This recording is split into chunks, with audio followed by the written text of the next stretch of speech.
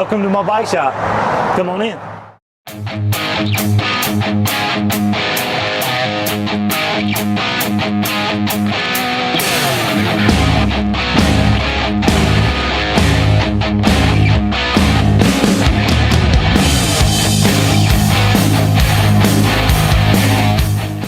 Danelle here with Going Rogue. I am here with Craton Cochran. That's me. He is the owner, operator, facilitator, all of the stuff from Bikes Etc. out of Bossier City, correct? That's right. He is also track operator for our BMX, Cargill BMX track.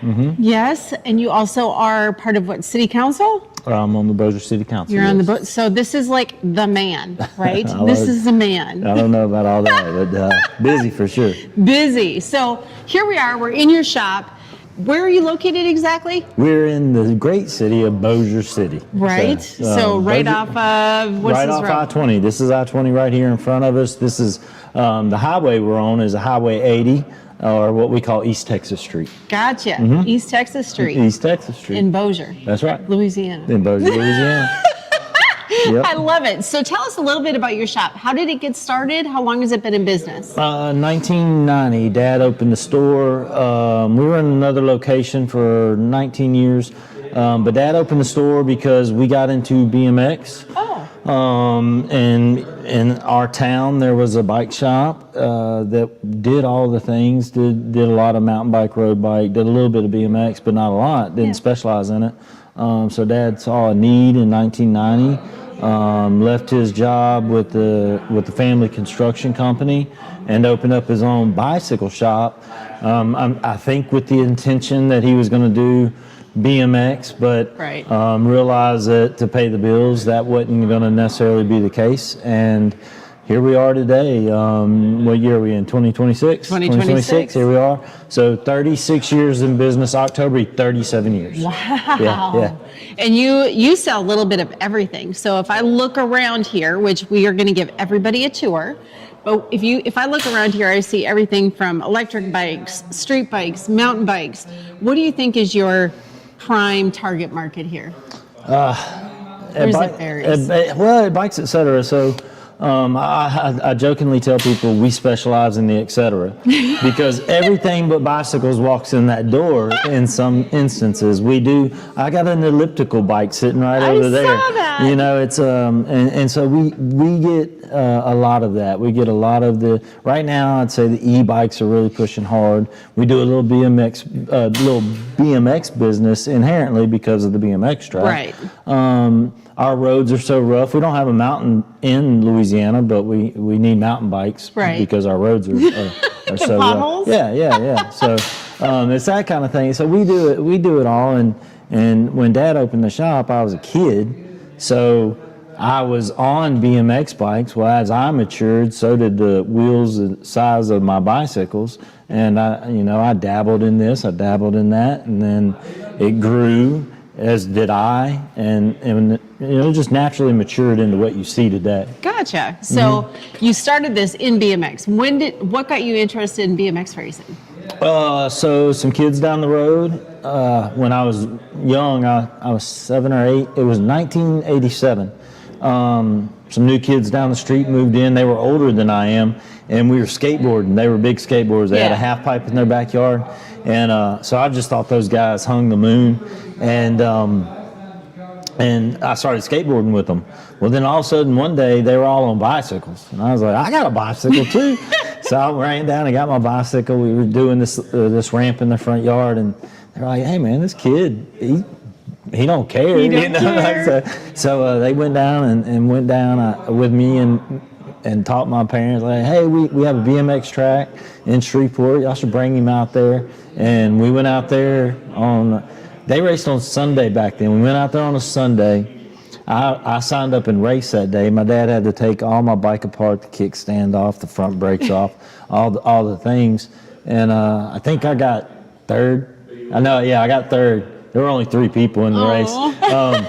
But I got third, and we've been going to the track ever since. And here we are here. All this time later. All this time later. Still in the whole industry. It's super cool to me that he invested so much in you and then this became what it is. So my parents probably knew that I wasn't going to be good at anything, and they're like, that's true. What can we do to keep this kid out of trouble and out of jail for the next 40 years of his life?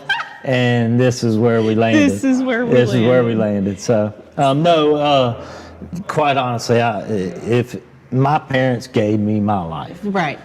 So if Dad wouldn't put it all on the line in 1990 to follow his dream, then I never would have got to live mine. Well, so that's very cool. Here we are. They're intertwined. Yeah. Dad's over there. Thanks, Dad. So was the track that the Cargill BMX Raceway, is that was that the same place where you raced? I'll kind of give you a little inside baseball on that. So in 1987, it was called Bayou City BMX. Okay. And Bayou City BMX was located on West 70th Street.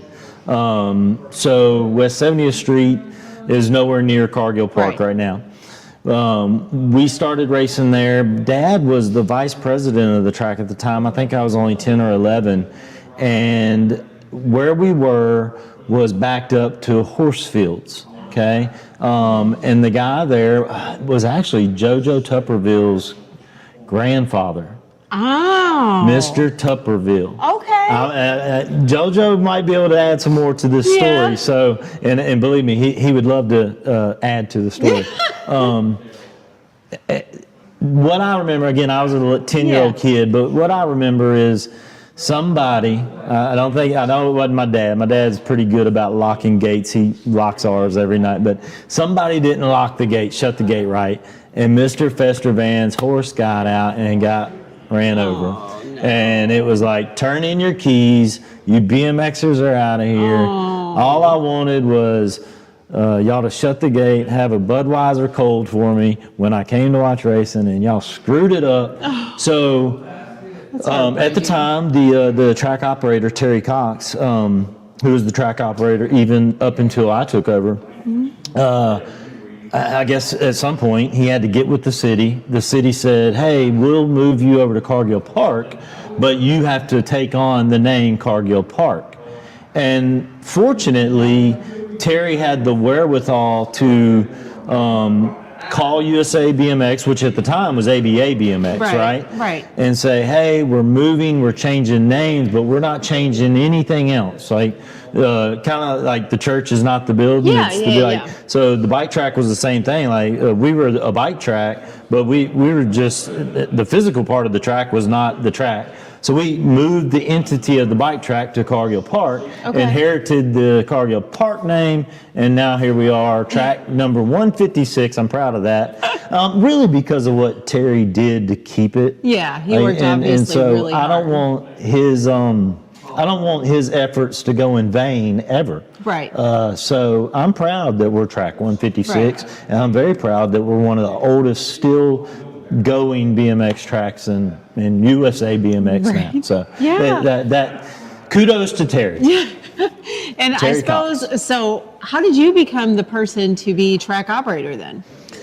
Well, I believe me, that's a long story. I had no intention of coming back to BMX, and so my son was 2 or 3 years old, and I was living life. I'd kind of was mad at BMX for a little while. Even my best friend Tuck, who is co-track operator of Cargill, believe me, he does more there than I could ever imagine. So we got to give credit where credit's due. That track you see, that's Tuck's track. Right. I get to announce at Tuck's track and get to do things like this. So he does good work. He does awesome. He does good work.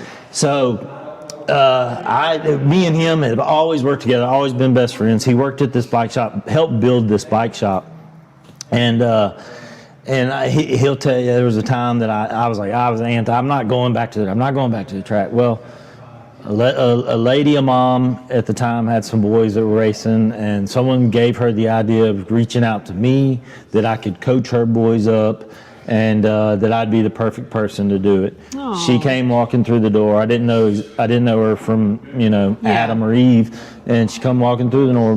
Mindy Brown, that was her name, And she had 2 sons. One of them, Jared. The other one, Gage.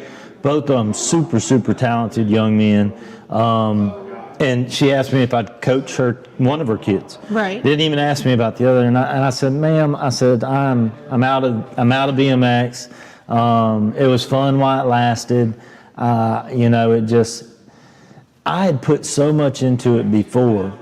Me and Tuck had a shop. I had a Bikes Etc. shop in Shreveport.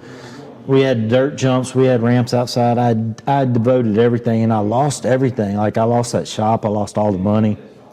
I lost everything. So I threw BMX in there with it. Right. So I had kind of told this lady, Minnie, I was like, look, lady, get out of my hair. I don't want nothing to do with it. And she's like, well, please just come check out my kids. So I went to the track one day, and I felt like an oddball, like I had never been there before, right? And gosh, what year was that? That had to be probably 15 years ago now. Yeah. Somewhere around there. Okay. And so I got to the track, and nobody knows who I am, which is fine. I didn't know anybody out there. Right. So she says, "There's my kid over there," and I watch him, and man, this kid, he's a really talented kid, far better than I ever was on a bike. I noticed that immediately. And so I was like, wow, he's more like Tuck than he is like me on a bicycle. So I says, man, you're right, your kid is good. And at this point I thought, okay, I'll just get rid of her the best way I know possible. So I invited her kids. I said, look, I'll coach your kid. Meet me at the stadium of Airline Viking football stadium. Yeah. And of course they show up with their bikes and their helmets and all that. And I said, y'all just leave your bikes in the truck. And it was raining that day. And we went in the stadium. One of the coaches let me in the stadium. We went in the stadium, and I just ran them until they, and one of them threw up over there and gave up. Oh, you did not. Yeah. I was like, all right, I got this figured out. And so I ran them, and these two boys out of that group, I think it was 3 or 4 kids. These 2 boys, they wouldn't give up. Like, they were going to die out there. And gosh, they couldn't have been 12 and 10, Yeah. And so finally, they ran till I wanted to throw up. Right. And so I was like, okay, quit, just stop. And I was like, all right, see y'all later. And they're like, that's all? I said, yeah, that's it. And we went home, and gosh, next week they called me up, hey, coach, we doing anything? Oh. I was like, yeah, meet me at the stadium. And I thought for sure, I was like, they're not going to show up. They're crazy if they do. Well, nobody else showed up but those 2 kids. Oh. So they're little crowd. So I was like, okay. So they were there, and they had the running shoes. They had water. They had towels. They were prepared to run. They were like, come on, let's go. And I was like, holy crap. I was like, man, I can't shake these kids. And I ran them, and I was like, today they're throwing up. Yeah. I was like, we're getting rid of these kids today. So I ran them until I was ready to throw up again, and they didn't. And I thought, man, I was like, man, these kids might actually be special. Right. So I had a soft spot in my heart. I said, you know what? I'll take it on. I'll do it. Okay. And so I met them out at Cargill Park BMX. There was a few mom and dads that were just kind of giving me the funny stare. And Terry, who was the track operator when I was a kid, just, hey, how's it going? There he is. That's it. Everybody's pointing at me. And so I go out there and I start working with these kids. Tuck had already kind of been spending some time out there working on the track for him a little bit. And so I went out there, and that's where I got hooked again. I'm out there working in the dirt with Tuck. Right. I'm working with these kids a little bit. I'm really enjoying our time me and Tuck are spending together at the track, and we're making the track better because it didn't look nothing like it looks now. I'm sure. And we're just constantly making it better. So I'm getting hooked on this. I'm enjoying the kids, and then my son's 3 or 4 years old. And we're at I decide I'm going to go to the Cajun Nationals with these kids. And my wife hymns me up, Jessica hymns me up. She's like, hey, your son needs to go with you. And I was like, well, he don't bike race. I was like, I'm just going with these kids I'm coaching. She's like, nah, if you're going to coach those kids, you're taking your kid with you. Oh, look at her. And I was mom. like, all right, I know what time it was. Well, there's a funny story there too. So I go, we go to Cajun Nationals, and I got 3 kids with me. And I think 12 years old, 10 years old, and my son was 4 or 5. You know, he just learned how to ride a bike. And I sign him. Our first day gets there. We're so excited. I go get the 2 brown boys signed up. Blake's with me. We're going to get him racing. I get him a membership, do all the stuff, right? And Mama's on her way. She calls, hey, I may not get there for first moto. As soon as she said that, I says, I didn't sign him up. So I ran to the trailer, and I know everybody in here. Please let me sign something. All right, we can't, Craton. Motos went up. Oh, no. There was nothing I could do. So I called Jessica, and I knew. I was like, oh, you're in so much trouble, dude. You are not getting out of this one. And I was. She was really mad about that. She was like, you worried about these kids. And looking back at it, I really did worry about those kids more than I was worried about mine. But I was my job was those kids at the time. And so anyway, it was we get him signed up for the next day, and me and Jessica kissed and made up. You know, that's the cool thing about BMX. There's always another race day. BMX, there's always another race day. So we show up Saturday, and Blake makes his mains, wins. He don't win the race, but he he makes his main, gets 4th, 5th, and then Sunday does the same thing, gets 4th or 5th. And but we're standing there in staging. And this lady looks at me, looks at my son, little bitty guy. And at the time, he wouldn't wear a full face helmet. He was so little, he couldn't wear a full face helmet. So he's wearing this little bucket helmet, and he's got a base model Redline. Okay. We're just there, right? And she looks at me. She looks down at him and down at his bike, and looks at me, and she goes, "Y'all must be brand new." I said, "Oh, lady, you just don't know." So I came back that week, spent $2,000 on bike parts, got them all shipped to the shop, built the baddest Supercross little mini you could find. I was going to have the next BMX Pro kid. Right. We were in full bore. We were rocking. We were rolling. Cargill Park. So to answer your original question, how did I become TO? Cargill Park is our home track. We were spending a lot of time in DeSoto. Right. Terry knew that his days were numbered, so he was trying to get someone to run the track. He experimented and let a family run the track against his better judgment, and for all intents and purposes, they tried to do a good job. And it was at our big race. My son and another kid was in a race, and something happened during the race, and the way it was handled. Back then, I wasn't able to control myself, and I got really upset, and I was actually banned from Cargill Park BMX. No. For they wanted to ban me for so only one person has ever been DQ'd or banned from Cargill Park BMX ever, and it's happened twice, and it's me. No other person has ever been DQ'd. That prior to I don't know what happened prior to 1988, and maybe I don't know everything when I was a kid, but as far as I know, no one has ever been DQ'd or banned from Cargill Park BMX except for me, right here. So I get banned, and I took my licks, and I was in the wrong. Right. I was in the wrong. I said some things in the heat of the moment. That was back in my drinking days, and but I was BMX dad, and I thought I had a pro BMXer, and you just let him get hurt on the track, and now we're going. Anyway, I was in the wrong. So Terry at the time told him, "Y'all are messing up. Y'all don't need to do this. Y'all need to just let it go." Let it go. And at the time, I had a whole team of riders. We were Papa Wheelie. That was the name of your team? Yeah, we had okay. Papa. We had a little play on word, Papa Wheelie. And that was the name of our team. Matter of fact, we had a jersey somewhere. I got Panda's old Papa Wheelie jersey back there somewhere. Nice when you pull it out. But so You know, we were just doing our thing in Texas. Is it up there? Yeah, it might be in the rafters. Yeah. And so we were doing our thing in Texas, and I wasn't going to make a big stink about it. I knew I was in the wrong, and I had felt bad about it. And when my suspension was up, I came back, and I was a good soldier. And I apologized to everybody that needed to be apologized to, and I made amends.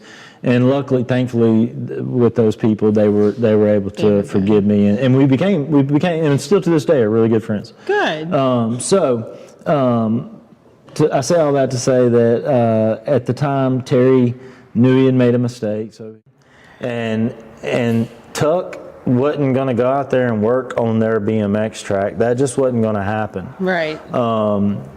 And so when you got rid of one of us, you got rid of the other. The other, yeah. And so we just started racing. Come back. Terry is back running the track. We're coming out there. Me and Tuck are back out there working.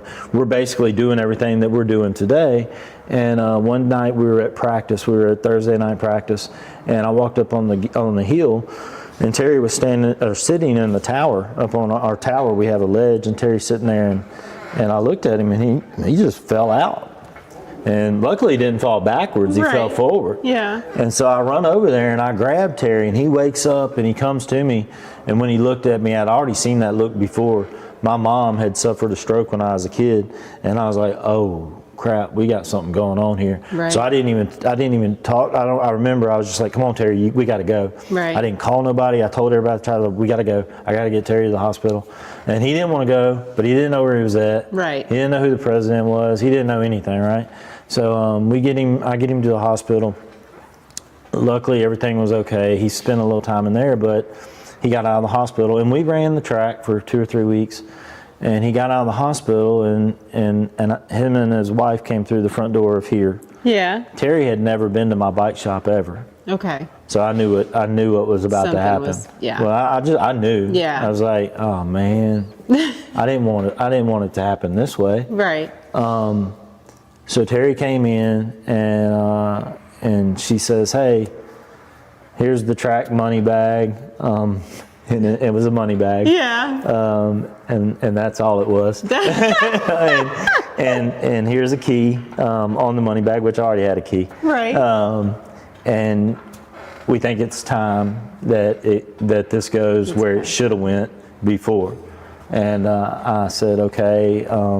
And at the time, I thought, wow, this is cool. I need to be the track operator. It was a natural fit. Right. I was running the team. We were BMX, and we were spending all our time in Texas anyway. Right. So I was like, hey, why don't we just come here? We'll run the track. I had great support. I had, at the time, obviously Tuck's always been there. Right. But I had Tuck. I had Barry Shively. I had Jimmy Ryder, Daryl Adcock. I had a core group of guys that knew we could come in there and turn dirt, and we could run the physical race. Okay. You see, so running the track, you got running a track, and then you got running a physical race. Right. And there's 2 different jobs there. I'm sure. So I knew we could run the physical race. I wasn't never scared of that, because I knew that me and Tuck could ultimately do the work. Right. And now we had help. So taking over the track operator position just felt natural, and it came pretty natural for me and Tuck. And what didn't come natural is thinking that 10, 11 years later we would still be doing it. and don't get me wrong, I really, really cherish being able to do it, and knowing that we have something special.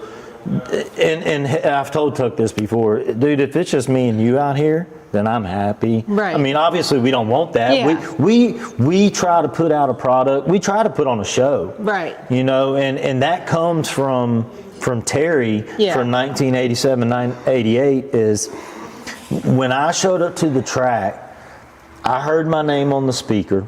Okay. I tasted the popcorn. I could smell the popcorn from the concession stands. I went and got a trophy from the sign-up booth. I saw my dad give him real money. Yeah. And this was like in my mind, like we were the show. This is a big deal.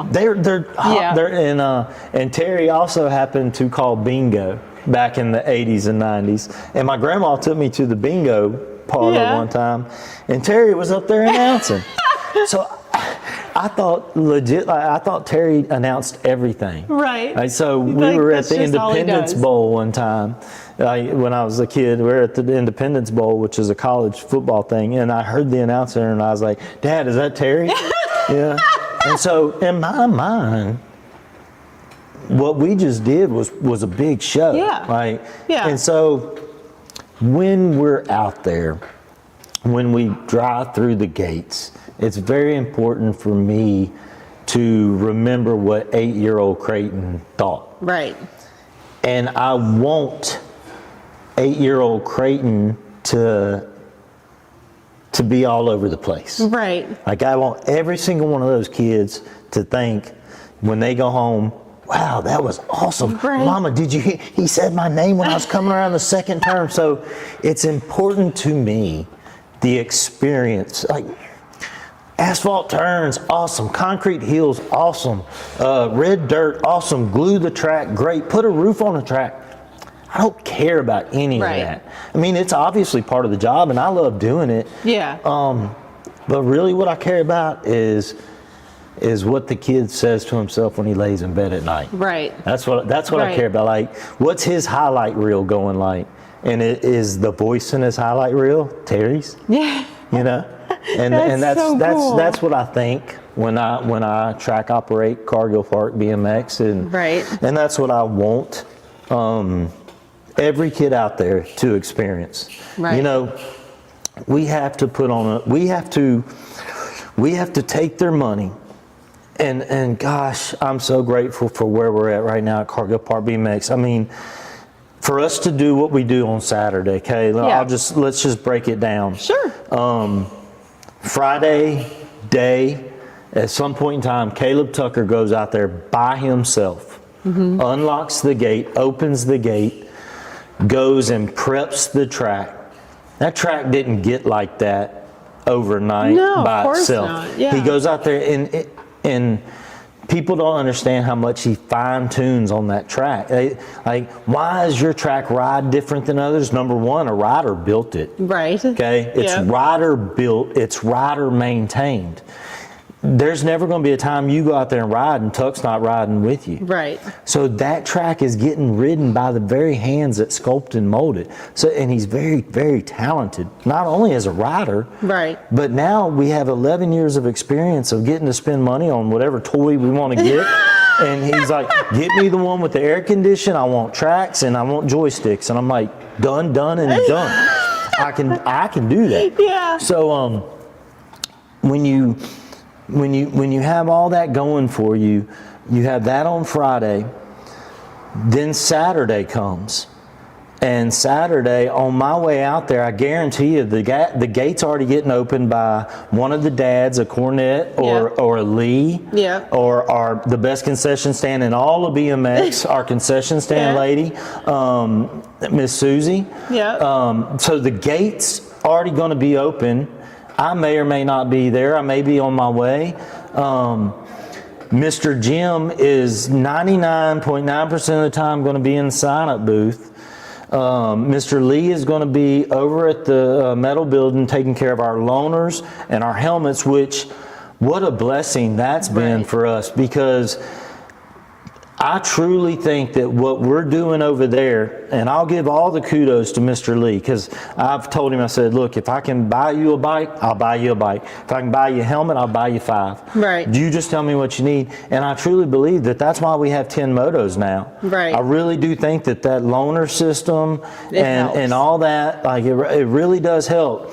You know, because not everybody can come out there with a $550 bike or a $150 helmet. So this is before the race. This is before we even open the sign-up booth, right? Right.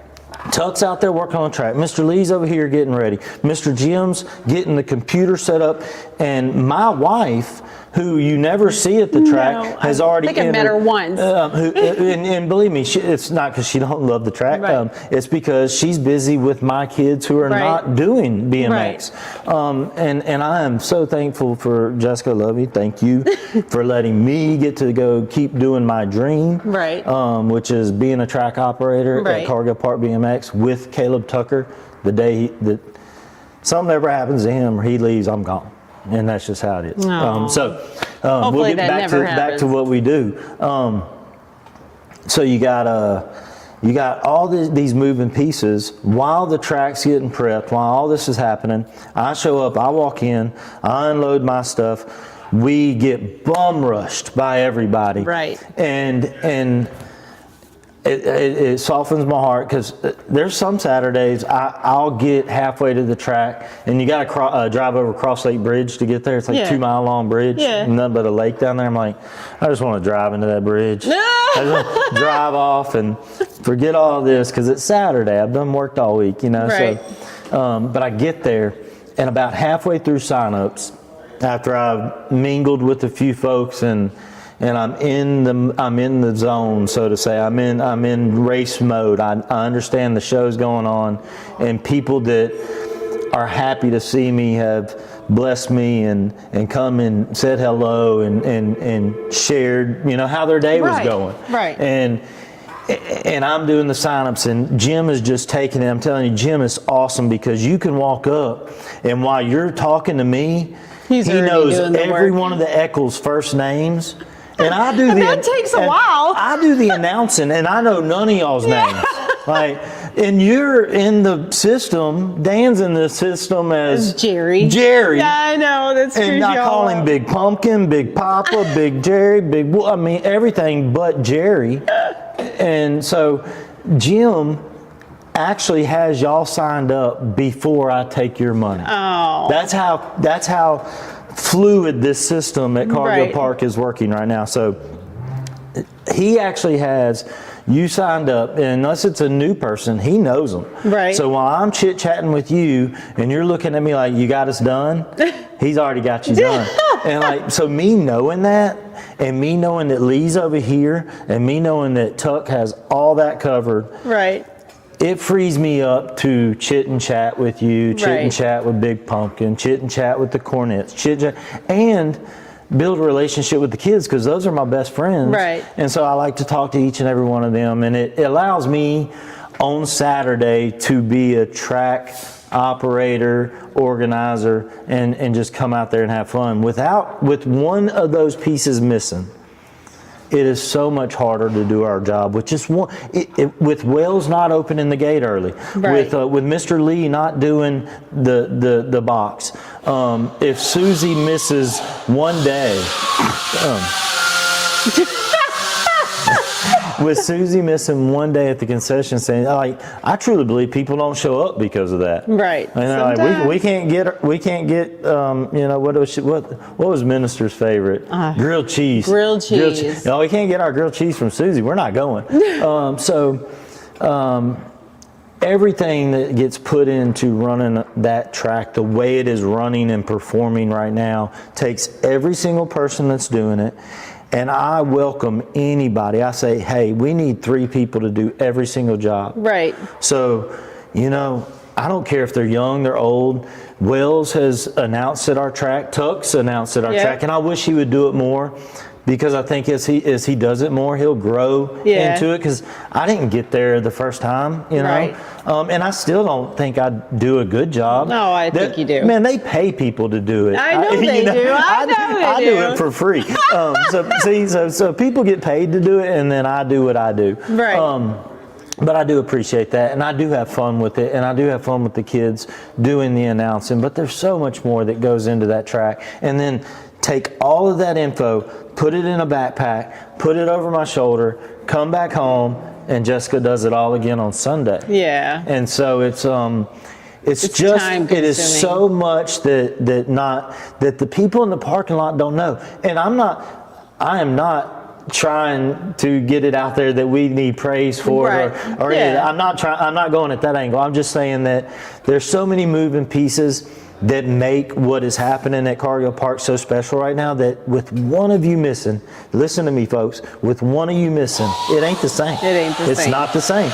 And that even goes down to the participants. Right. So it's our job to do all this, but the hard job is bringing a truckload of kids in there, you know, making it worthwhile so people aren't tired. You know, quit short motos and and I say, not everybody can be Tuck, and not everybody can be me, and not everybody can be Mr. Jim, and not everybody can do what Lee does, but everybody can help and learn. And I think that I don't think there's one job out there I think that if something happened to me today, y'all would race Saturday and life would go on. And that's how I want it. Yeah, it's how it should be. Like, that's how I want, that show don't stop for one monkey. You know, like, it just don't. Right? We're going to keep on trucking. That's how it rolls. That's how it's going to be, and that's how I want it. So anytime we get someone that says, hey, can I volunteer? Well, yes, you can. Just follow this guy around. You know, or do this or do that. So I welcome any help we can get. Praise the help that we got, and that's why I think right now we're successful. Success can be whatever you want it to be. It can be. You know, success is interpreted many different ways. I've been there nights where we've had 3 or 4 motos, and it's been the funnest nights I've ever had at the BMX track. And I've been there nights where we've had 14 or 15 motos on a Tuesday night, and it's just been horrible. Or, you know, it hadn't been as good. I don't ever want to say horrible, because, come on, we're BMX just racing. Not as much fun. Not as much fun. But the cool thing about a small town BMX track is you get to see everything and anything in between. And man, and where we're located, you know, we have, I call them our sister tracks. I truly believe that we should all be partners. We have Twin City, and then we have Gretna. Gretna shows everybody the way as far as facility. I mean, you can't compete with those guys. They've got a nice track. They have how awesome would it be to have a city behind you? And that's it too. They're able to do that funding and have some of that extra stuff. So I'm not about to sit here and knock anything that happens over there on the other side of the river. But I'm very proud that Cargill Park, and I'll say this without hesitation, everything you see out there is because of you, the people that pay to come to Cargill Park BMX. I don't get no funding from the city at all. None? None, not at all. We get nothing from the city. In the past, we have gotten a little bit of money for help on the asphalt turns from our Shreveport-Bossier Sports Commission. But we can no longer get that because our track operator is on the Shreveport-Bossier Sports Commission now. So I won't put in an application. It's not right. It's not ethically right. So I don't ask the Shreveport Sports Commission for any money no more. And I'm okay with that. So every penny, everything you see out there at Cargill Park that has been done the last 11 years has come from the people that patron Cargill Park BMX. And, you know, could we have more? Do I want more? You know, I would love clean restrooms for ladies. You know, let's just be honest. Nobody likes the porta potty situation. It's not uncommon though. I mean, a lot of tracks have porta potties. That's right. But you know, to a certain level, I think I'm thankful for what we have, and I'm grateful for what we don't. You know, what we don't have, I think we make up for with what we do have, and I'll say, and I'm not saying anything about any other track, but it's just my humble opinion that Cargill Park BMX rides better than most tracks out there. It flows good, it rides good. So, okay, we don't have good facilities here, but we spend our efforts here. And we may not have running water over here, but we have an overflow of love over here. You know what I'm saying? I don't look at what we don't have as any disadvantage whatsoever. I will not allow myself to go down that hole. And nor will I go down a hole of, well, we can't have it because they won't give it to us. We just spent over $6,000 last weekend. It looks amazing too. On it material, so good. on tractor rental, on dirt, on rock. I mean, even just the new fencing that you put up around just it that looks small thing. Beautiful. And I didn't wait in line to ask nobody for money. I didn't go beg nobody for money. Right. Now, don't get me wrong. We do have sponsorships along the fence line, and Mama Hannah, who heads up that, and any mama that wants to get out there and help Miss Hannah do that, you're more than welcome to come. But all that was done because of us. Right. And that really makes me, I'm more proud of that than anything. Well, it's more like a family. It really is. It's not so much a business. And that's kind of one of our biggest complaints. If you ever watch our podcast, we talk about how BMX has become so much of a business rather than the fun in the sport. Yeah. And your Cargill is the fun in the sport. That's right. That's what we like. We like that home feeling, that making you feel comfortable. We prefer to come to Cargill over any other track. Number one, it's closer. That makes me feel good. It's closer. Yeah. But we enjoy the company. We enjoy that we see the work that goes into it. We see what you put into it. We see what, Wells does and what Nathan does. And, it doesn't happen by itself. No. It takes a team. It does. It takes a team. It takes a whole village, takes a whole track. And just like Terry, back in, I guess it would have been 91-ish is when we moved over to Cargill Park. I think he did have that vision of, hey, he held the group together and was like, the track is not physically where we're at. The track is the people that make up the track. And that's still what I want everybody to know is we're only the best track if we're the best people. Exactly. And we're only the best track if we do good. Right. And so last weekend we raised over $2,000 for a great fantastic. cause. And man, if we're going to be out there, let's do it, and let's do it the best we can. Right. Helping the community, getting involved. That's right. That's what it's all about. And Hannah, man, I thought she was going to cry. She came and told me, she said, we raised over $2,000. That's pretty amazing. She's such a sweet lady, too. That's such a sweet lady. I'm just thankful that we could be, everybody tells you every dollar counts. Right. And I'm a big proponent of that. Yeah. I do believe that every dollar counts because I see how far I take a dollar at Cargill Park BMX. Number one, I've never told Tuck no. I've never told him no. He says, I need this, I got you. Right. But that keeps an amount of stress in my head because I know we've done this long enough now that I know, okay, on Gold Cup years, he's going to spend a lot of money. So I got to have a lot of money. And then on regular years, he's going to spend about half of that. So you got to plan it out. And then I know what gets him ticking too. If other tracks have their big races, he hears and he sees that, and I love that part about it. He is competitive as hell. Is he? Yes, and he's so nice. He's so kind of quiet and docile and nice. Oh, get him! He was so fun to watch BMX racing. I'm his biggest fan. Yeah, I am. He was little. Yeah. He was a little guy when we were growing up. He would just race so hard, and I really do believe he has when he's out there shoveling. I think he's out there proving a point. Yeah. He's letting everybody know you can't do what I do. Oh, Look, I guarantee you there ain't many people that can. Yeah. There ain't nobody around this part of town. There ain't nobody I know. I go out there and I help him. But no, there ain't nobody can do what he does. No. Well, yeah, we like him. Yeah. We like him a lot. Well deserved. You guys have been friends your whole life? So he started racing maybe about the time I did. We were just two. He was a little younger. And you just been together ever since? I think what happened, so like in BMX, you got your groups that just do local stuff, and then you got your groups that travel.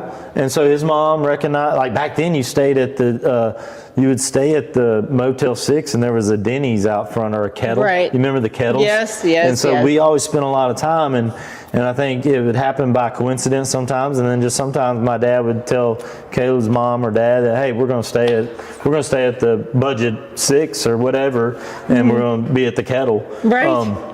So what happened back then that doesn't happen now, or I don't think it does. Right. BMX was a lot different back then. So when kids leave the track now, you load up your bike and you take your bike home and put it on the wall. And this is just what I observed. Yeah. Okay. Me and Tuck would get back to the hotel and we would grab our bike and we would go get more freedom. So we would say, Mom, Dad, y'all go have coffee at the Kettle.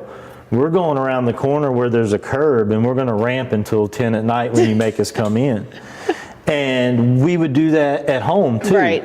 So when we started track operating way before we ever knew we were doing it, we had spots here in town. Right. We had dirt jump spots in Halton. We had one out there close to the track. We had Dogwood and Southwood. Okay. Southwood was Tuck's thing. Yeah. Dogwood was mine and Brad's thing. Yeah. And they were legit dirt spots. Like, we manicured those things. We brought in backpacks of water. There's just something about that generation. Dan's is the same way. His stories are the same way. That's what we did. Yep. And now, I think that's what BMX is missing. Now, don't get me wrong. And people ask me all the time, how do I get my kid faster at BMX? How does my kid get to be like this kid? And I say to him, usually the kid that I have to kick off the BMX track when I'm ready to go is 6 months going to be the fastest kid out here. Right. And let's go beyond that.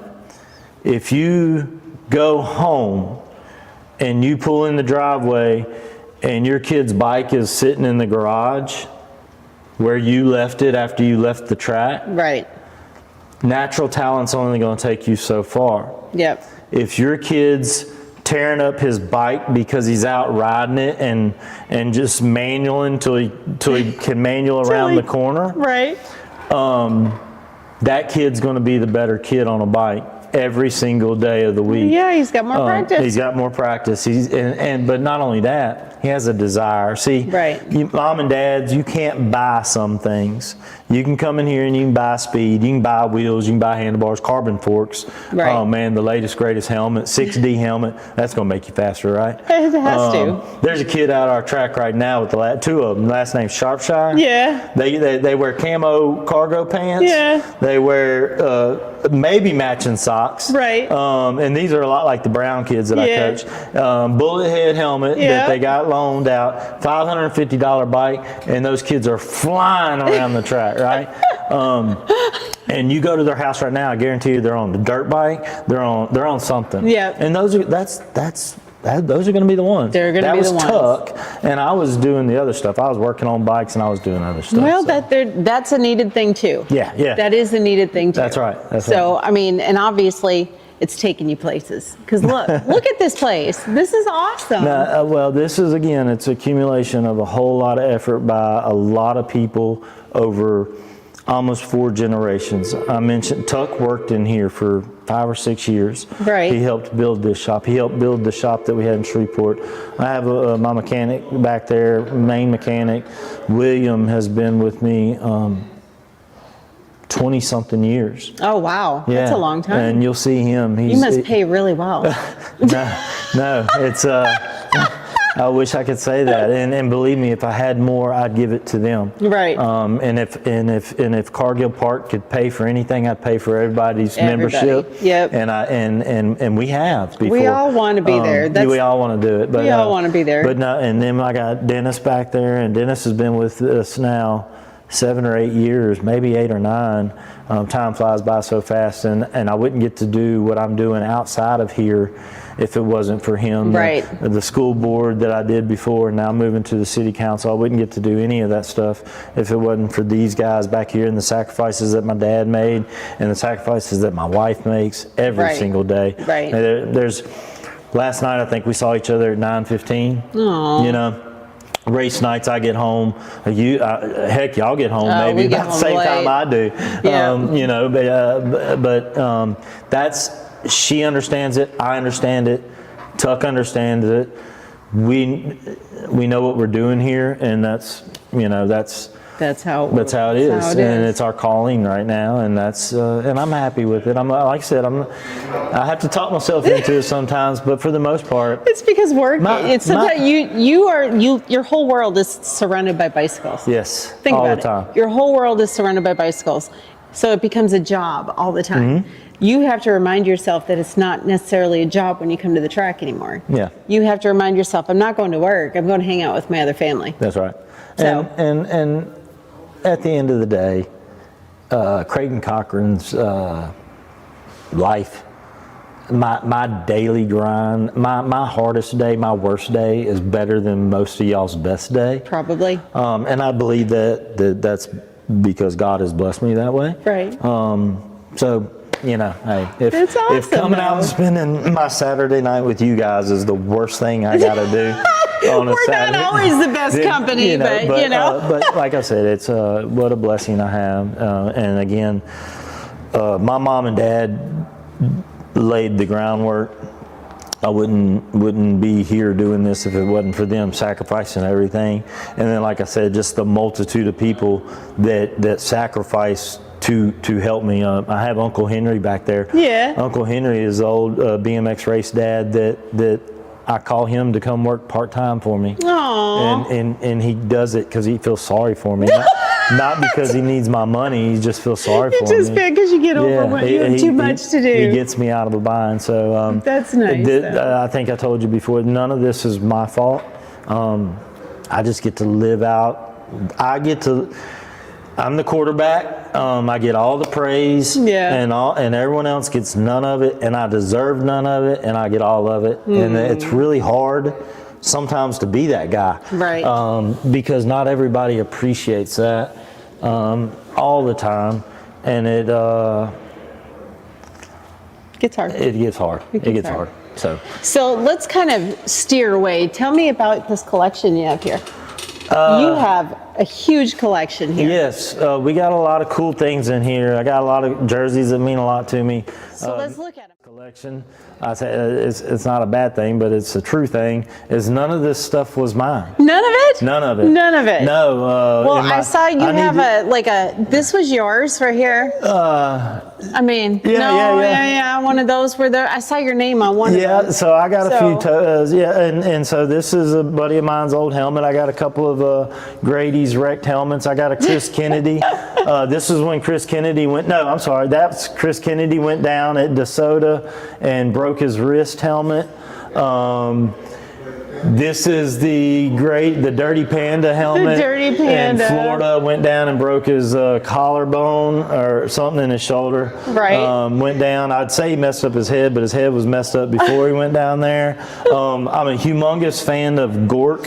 Have any of y'all met Gork yet? Yes. So Gork did some artwork for me. I love that. And I really wanted to capture Louisiana, and so Dee Leone was a Louisiana pro, and my friend, big brother, Robert Harris was a pro here in Louisiana. Right. So when I bought those from Gork, and then I reached out and said, hey, can you do some for Louisiana for me?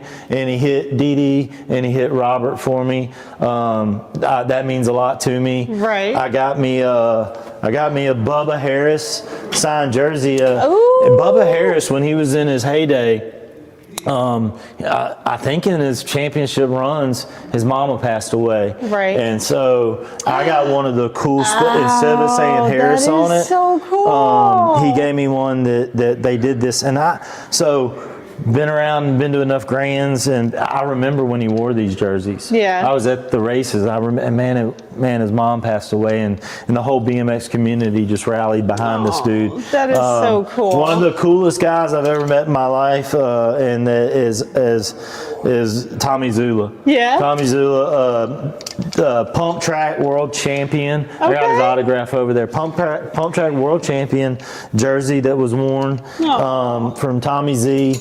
Right. Some Panda jerseys, and then in the Raptors, I got JBR jerseys because I love the Louisiana teams. We do love Chris Kennedy got me a few jerseys. Over here, we got Just some knickknacks that came. You'll see all the patches from the Grands that my dad had. Oh, how cool. The pins back there. Yeah. I got some that are like 88 and 90s. There's an 88 Grands. That was my first ever BMX Grands. There's Dad whenever we opened the shop. That's actually me and Dad right there. In 1990, I'm the young kid. I'm the cool. kid. I'm the kid there. You're the child in that one? I don't know. You and your dad look an awful lot alike. We did. About that We age, did. A lot of people think that's me.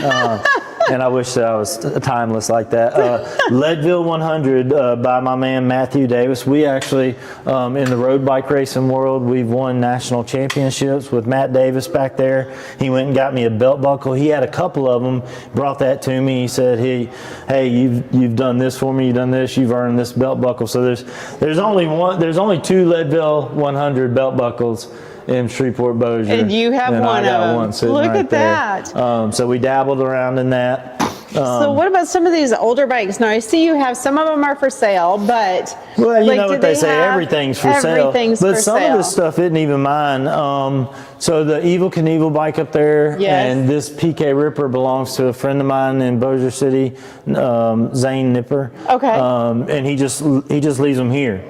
Okay. Which I'm cool with that because they look cool. Possession's 9/10 of the law. Right? Something happened to Zane, I got his bikes.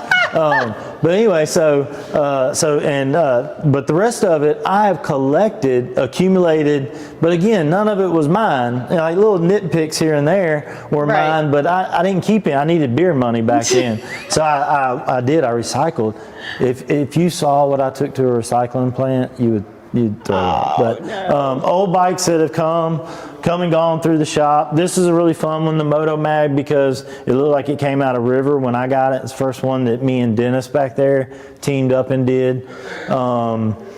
Sticker collections, of course, bike collections. Me and the Panda and my friend John Teal, there's three people that own this bike.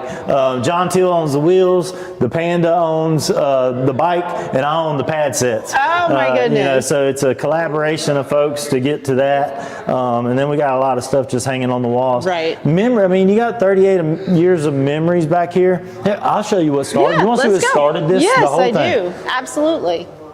I'll be right, guys. This is Dennis. Hi, I was telling Dennis. y'all about Dennis. Yes. There's Will. Will, say hello to Hi, Will. Going Rogue podcast. We're on podcast too. That's Will, main Will. Mechanic. Come on back here. I'll show you what got Dad all fired up. Okay. So it's hard to see. You got this baby. But this was back when the Grands was in Oklahoma City. Oh, look at that. That's where we had the Grands. And what was really cool, you had to go through the tunnel to get there. You talk about a show. I love the Grands for what it is, but that right there, in my opinion, is the Grands of BMX. This picture right here. Dad took that picture, came back to Bossier City, and he just could not believe that there was that many bikes. What is that from? That's the Grand Nationals. So they used to run cables This was all people's bikes, just upside so they down ran like cables. They ran cables across the floor, and you would lock your bike up, and then because that's where they wouldn't let bikes in there. That was a real coliseum, and so you'd come out and your bike. It was just thousands of bikes. And that inspired you, like, man, I'm gonna go and I'm gonna open a bike shop in Bossier City, and this is what we're gonna do. And that is so cool. We've dabbled in it all here, and we do everything here. Right. And we do everything from these big monster e-bikes that take up a lot of space and sometimes a lot of time. But you get good money for them, I bet. Huh? Yeah, no, they're good customers, absolutely. They bring a lot in. Look at all these. I mean, all these bikes, you got your mechanics putting all this stuff together? So this is all the new stuff that comes in. You got e-bikes there, you got mountain bikes there, so that's obviously the hot thing right now. I got a custom build back here that we're gonna do. Joe Spall, good friend of mine, he likes to build some really nice bikes. I got three of his bikes out there that have a bunch of really cool parts on it. I saw you guys were sponsored by Evil Alloy now, huh? I got some Evil Alloy stuff out there on a bike out there. So Joe Spot, this is one of his son's bikes, and we're making an Ole Miss bike. Is he the one that owns the camouflage ones in that? Yeah. Yeah. Well, he don't own those no more. Well, those are my bikes. Yeah. But yeah, he built them all. Those 3 bikes were built up by Joe Spall. Joe Spall inspired. And what's cool with Joe is he'll come in here and he'll just kind of tell me like, hey, I want this to be an Ole Miss bike, and you do your thing. And creative freedom. Yeah, and he's always real appreciative, and he likes our style. Yeah, and that's a cool looking bike as it is. Oh, it's really, really cool. So we do custom builds with these, but what we've been into now that I have Dennis on the team is we do vintage bikes too. Okay. So Dennis is really, really good at taking an old vintage road bike. That was really where he kind of started his vintage process, was with the road bike stuff. Okay. And he'll take old vintage road bikes. I think we got 1 or 2 of them up here. And kind of our style, me and Dennis's style, is we like to take the frames and just leave them alone. You know, some people want to paint them, yeah, or they want to get powder coat and new stickers. We want the frame to tell the story, but we want everything to be as shiny as possible, and we want it to be as new looking as possible. So this bike's a pretty good example of what he does. He'll take a stock bike, a brand new bike that may already be in really good shape, and he'll take every single bolt out of it and polish them. We go through Q-tips like you wouldn't believe around here. You got stock and Q-tips? Oh my gosh, we go through. And here's Joe's bikes over here. The one that did my hutch. Oh, yes. He is a buff master. He will buff and rub on stuff. I'll pay him for 2 weeks to buff on one thing. This is one of the coolest bikes. But these are really cool bikes, and some of the billet parts, some of the D's nuts parts. We got just all kind of cool stuff on these bikes. There you go. Oh, yeah. Yeah. So like Joe kind of, he was in the know about all this stuff before everybody else. And seat post. Yeah. Evil alloy seat post. Is that evil alloy? Yeah. Seat post? Yeah, seat post right yeah, there. it sure is, isn't it? Is the seat clamp? I believe the seat clamp is too. I think that says D's nuts. Oh, okay. Yeah. So all that cool stuff, we do all that here. That's a evil alloy seat post clamp back there. Yeah, That's it right. sure is. That's right. Sure is. Very cool. Yeah. Very cool. A little bit of everything. I wish I could say I was a BMX shop. My good friend at Powers Bike Shop, maybe y'all should go up there one day at Richmond, Virginia, and see Chad. I would love to. That dude, I'm not BMX. That dude's BMX. I'm a schmuck when it comes Is to he this the stuff. one who jumped on our podcast the other day? No, he's the one that did my wheels. Yeah, see, I send all my stuff. Chad, I've been very fortunate, again, in my travels of BMX to get to be friends with a lot of people. And Chad kind of took me in as an employee. He would, I found I'm sitting around watching these races, and I'm like 4 hours between now and my kid's race. Right. So I'd go stand over there at Chad's booth and just sit there and show people bike parts, yeah. And one day he's like, "Hey man, what's the deal?" Right, He's like, "Why don't you work for me and I'll take care of your entry fee or something." It was Very something small. cool. Like he'd give It don't matter. It was fun. You learned it gave me something to do. And Yeah. then now, so if anyone like you guys call and say, "Hey," or come in here and say, "Hey, I want a wheel built and I need to start from scratch," I'll just cut through the chase and say, "Hey, there's a guy in Richmond, Virginia that it's just going to take us a couple days to get it there. Right. He will get it done that day for me and send it back to us." So there's not that much of a wait. I know it didn't take us long at all. And he'll to get do it. my work, shop work, and give me a little bit so I can get a little meat off the bone. Yeah. But most of the time, like if it's you guys, I'll just tell y'all, just go straight to Chad. Right. I mean, it's like building wheels is like doing algebra. If you don't do it every day, you're not doing it well. And although I'm grateful to have Dennis and all his capabilities and even my little bit of knowledge, man, if you just don't, if that ain't what you do, and in you guys' world, in the BMX world, it's competition. Right. So I want you to have the best, and I'm never one to say I'm the best.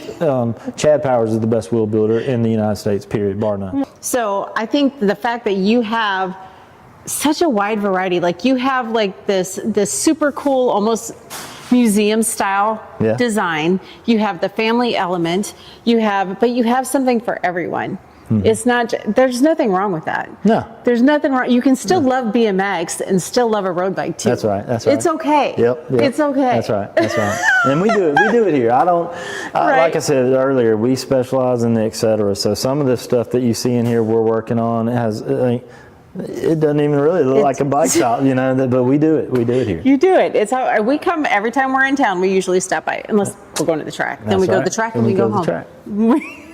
Even when you're not here, we stop by, so you know. And so that's another thing that if you've been in business as long as we have here, that's not uncommon. Right. Like I get people that come here on a Saturday from Monroe or from, and not that they can't not that there's anything wrong with what they got over there, but they'll just come here because they've been my customer for 20 years. You just come say hi. And they've bought bikes from me in the past and they moved off. Well, they come back and buy more. Right. And then, luckily we do. My dad started with a good name, and I do everything I can every day to keep the name going. And so people come from East Texas and come to see us. We draw, and just like any other business, if you do a good job, the people will come. The people will come. The people will come. The people will come. Well, I love it. You got our whole family behind you. I do. I don't doubt that. And ever. know that. We say it at Cardio Park, nobody sits the bench, right? It's not fun to watch. No, it's not fun to watch. And how cool is it that grandma and grandchild can race on the same track? You can coach your kids baseball or football. You can coach your kids anything, but you can't participate in baseball or football without getting handcuffed and taken away, right? But BMX, you can race the same track as them. You know what I'm saying? Like you can. We do it. And for 30 seconds, you're not worried about your work. No. You're not worried about him. You're not worried about them. Right. You're not worried about anything in the parking lot. You're not worried about politics. You're not worried about. And I'm just making sure. I'm worried about falling.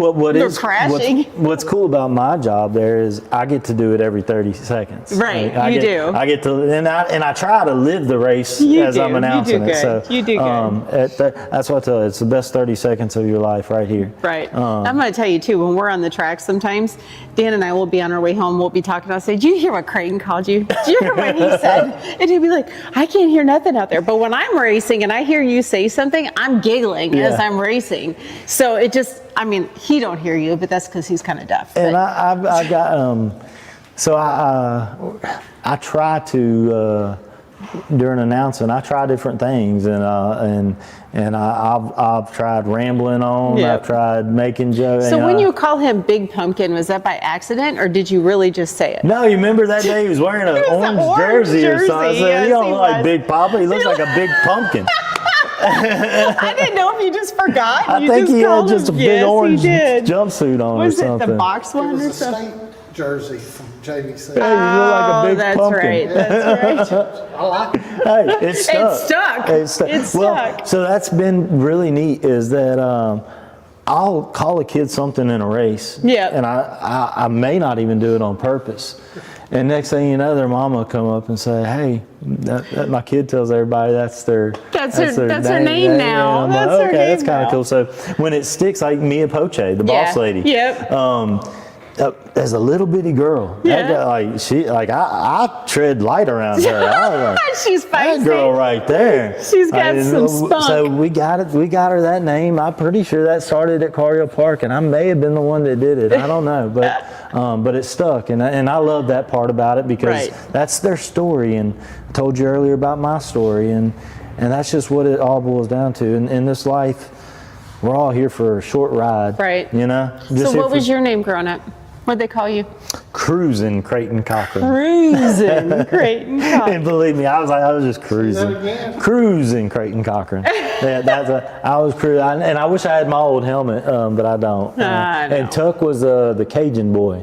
Oh, Louisiana swamp. No, he was a swamp boy, not Cajun boy. Louisiana swamp boy. He had it on the back of his trailer. Did he really? Yeah. And look, I'm putting this out there to any of you guys. Carl Lean, I believe, is the guy that runs the BMX Hall of Fame in Texas. Yeah. I would do this. I challenge somebody to do it. Are y'all fans of the BMX Hall of Fame in Texas? Absolutely. I would love to know, and because he would never do this, and he's probably going to get mad if he ever sees it. But I'd like to take some of those BMX Hall of Famers from Texas and see how many points they got in Texas. Yeah. And put it next to how many points Caleb Tucker got in Texas. I bet you find out that there's a BMX Texas Hall of Famer living in Louisiana. Caleb Tucker was. You think so? I know so. Yeah? No, he rode for Lowy Axles back in the day. He rode for the Texas Chain Gang. Like Caleb Tucker didn't race Cargill Park BMX. The reason why I ever got to win any races because he never raced there. But he raced. I guarantee you, if we could find the data on how many points in 1 year that he lived over there. He's before DeSoto was DeSoto, before it had a roof. He raced there, and Cowtown was Cowtown back across the way. They had a big old bonsai jump. That thing was 2 stories tall. But anyway, Caleb Tucker, I'd be willing to bet that there are people in the Texas Hall of Fame that don't have some of the accolades that the Louisiana Swamp Boy has. And that may make y'all mad. We can find that information. I bet you dig it up. I'd be willing to put my horse up against your horse. I'd be willing to do it. Well, I don't know if we really have a horse in the game, but you know. All right, so we will kind of finish up. I know you got stuff to do, but I appreciate you so much. We thank you for coming. So if somebody wants to come over here, meet you, talk to you, check out your bikes, buy a bike, do whatever, how do they get a hold of you? Just walk through the door. That's the easiest way. Y'all saw today, phone isn't good with me. That phone, it'll go off 100 times a day. And you've got a team that'll be here, even if just you're walk through the door. I'm here. Most of the time, if I'm not here, I'm around here. Perfect. So I'm not far away, but that's the easiest and best way to get a hold of Craton is have him in front of you. What's the address? 3723 East Texas Street, Bossier City, Louisiana. We do have a phone number. It's 318-746-0174. And if I'm not here, I'm usually at Cargill Park BMX. And you can always come check us out at Cargill Park. That's where we're at every Tuesday and Saturday. Come try to race. And we do Bossier Bike Night. I didn't even mention Bossier Bike Night. Bossier Bike Night's on Thursday night. That's right. And started that about 6 years ago now. And it's getting pretty heavy. Oh man, we'll have. Yeah. I used to think if I had 10 people out there that I was doing something and that the cops were going to get me. So, speaking of, they're out there, ain't they? They're coming for you. He's waiting on me. Yeah. But anyway, I thought, man, we're never going to get away with this. And next thing I know, 40 people are out there. But that's awesome. And they don't.